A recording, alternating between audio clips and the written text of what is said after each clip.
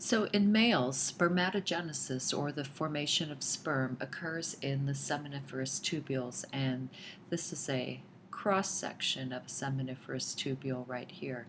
Steroidogenesis, or the secretion of steroid hormones, also occurs in the seminiferous tubules.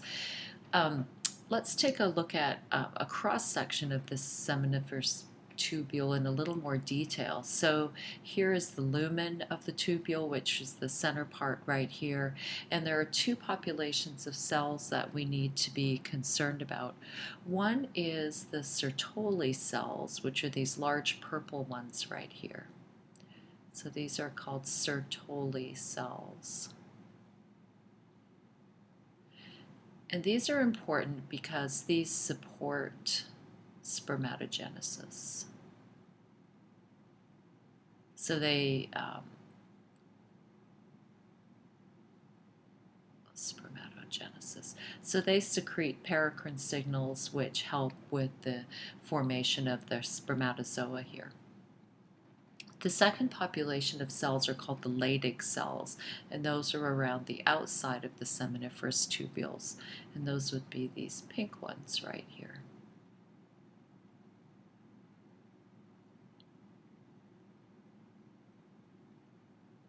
And their main job is steroidogenesis, or androgen synthesis.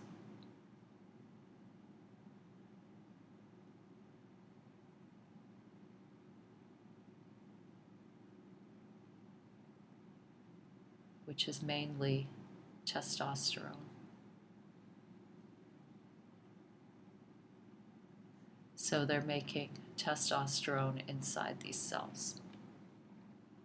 Okay, so what controls the secretion of steroids from these cells, and what controls the activity of these Sertoli cells? Well, if we start up in the male hypothalamus up here, after puberty, the male hypothalamus starts to secrete a hormone called gonadotropin releasing hormone, which is abbreviated as GN for gonadotropin and RH for releasing hormone. This travels through that hypothalamic anterior pituitary portal system, where it finds receptors in the anterior pituitary gland. So this is a tripartite axis, very similar to the stress axis. And when gonadotropin releasing hormone binds with its receptors in the APG, the specific cells in the APG that have receptors for gonadotropin releasing hormone, they secrete gonadotropins.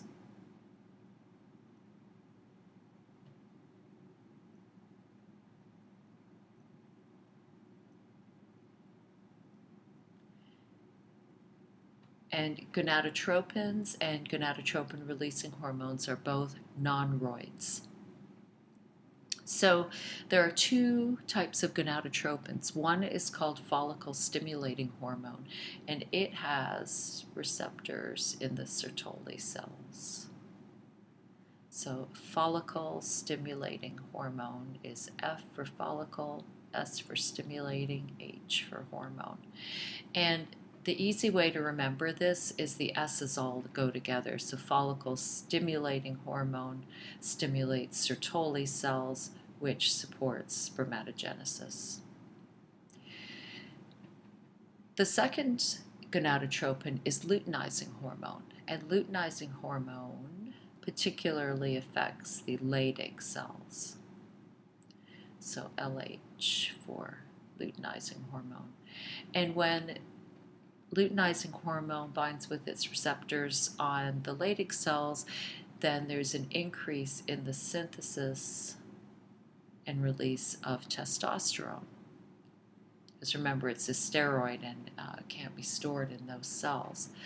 So testosterone can go out to the blood, where it can be converted to estradiol or dihydrotestosterone, or simply act as testosterone, where it has receptors in many different cells. So, for example, causing muscle growth or growth of facial hair, or some of those other secondary sex characteristics we associate with males.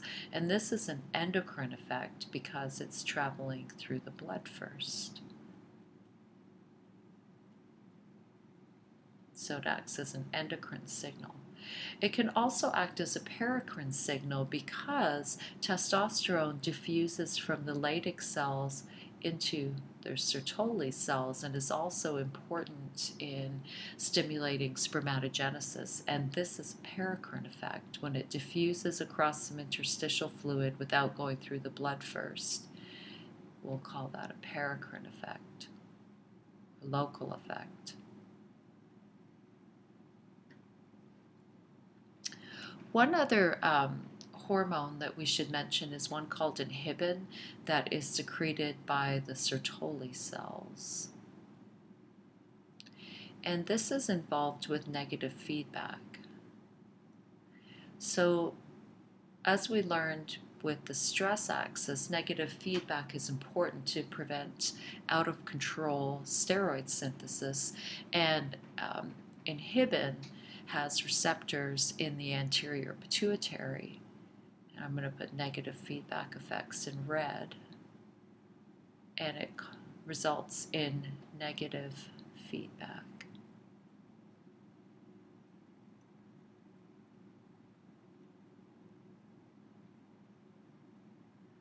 Another hormone that's important in causing negative feedback is testosterone.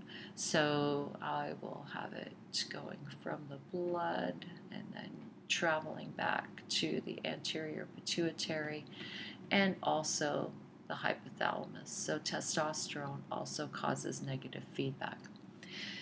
The secretion of hormones, so steroidogenesis and the production of gametes, gametogenesis, is pretty constant for men. So they don't produce gametes in monthly cycles like women do. They produce sperm pretty much all the time and pretty much for their whole lifetime. There are declining levels of testosterone over time, but men can make gametes basically till the day they die in a fairly constant fashion.